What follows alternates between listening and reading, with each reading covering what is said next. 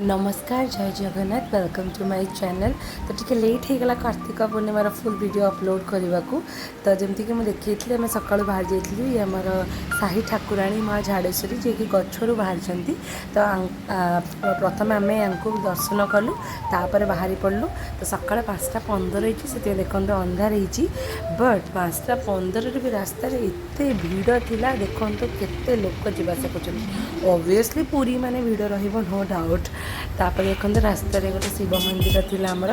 तो आम बीच पाखर आमर घर कि बीच पहुँचा बहुत टाइम लगे कहीं बहुत भिड़ थिला। तो आम बीच में पहुँची जाइचु चारिआडे खाली डंगा डंगा डंगा। तो डंगा से बिक्री होता आम घर डंगा नहीं कि जाई नथलु ना से डंगार सब दौले गुआ पान सब ये कर दौले।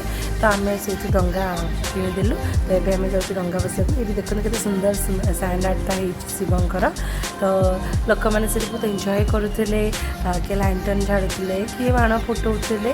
तो चारिआडर व्यू आपको देखा देखी दिंतु केते सुंदर देखा केते लोक बड़ा देखा जाऊँगी। आठी बाण फुटा ये आम समस्त जाऊँ डंगा बसवा। तो आम समस्त आंटी मैंने मिसिकी जाइलु साहिर। तो फर्स्ट डंगाटा मोर बुड़ीगला से भासीगला से आउ थे डंगा नहीं बस जाइए। सेकेंड डंगा कौन थे नहीं बस देखूँ जोटा कि बहुत बढ़िया से गला। जस्ट सूर्योदय टाइम केते सुंदर देखा देख। तो आम समस्ते मिसिकी सूर्य को दर्शन कलु बहुत एंजॉय कलु से मोमेंटा। तापर गोटे आंटी बाण लेके जाते तो से झिरझिर आम फुटेलु अल्प समय कि अल्प झिरझिर से नहीं। तो देखिलु चारिआडे बाण फुटा हो। तो देखो ना आम एति जन जाइलु सांग होगी साइड सांग होगी जबार गोटे मजा ही अलग। आगे ये छोट पिलाटे बाण फुटा गोटे पर गोटे बाण से फुटा आम से छिड़ाई एंजॉय करूँ। तो भाविले आपण मानक भी टी देखईदेवी।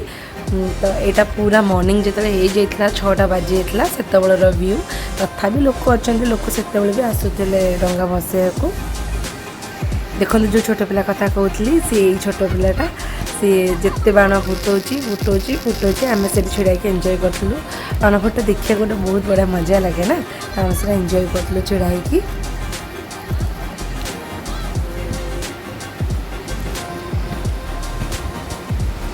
तापर आम फेरिलु रास्त मुझे शिव मंदिर आप देखी से पाखे होता एमती भजन कीर्तन। तो सहीटार टिके नाक आपको झलक देखी दूची।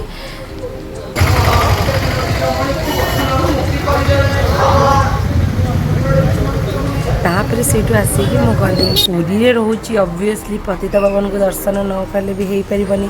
मंदिर भितर को जावा बहुत कष्ट कहीं आज कार्तिक पूर्णिमा थिला। तो मुझे बाहर जाकि पतित पावन को दर्शन करदे आपण मानक भी देखी दूँ पतित पावन का दर्शन। तो एमती करके आसली आसला पर मामा चौरार मुरुज पकईला सहीटा भी आपण मानक टिके देखी दूँ। तापर मामा करथिला आमर दिन बड़ा भात और हबिष डालमा कार्तिक पूर्णिमा स्पेशल। आपण मैंने केमती कार्तिक पूर्णिमा सेलिब्रेट कले प्लीज कमेंट से जानवे। Please like share and subscribe my channel. See you in next video. Thank you जय जगन्नाथ।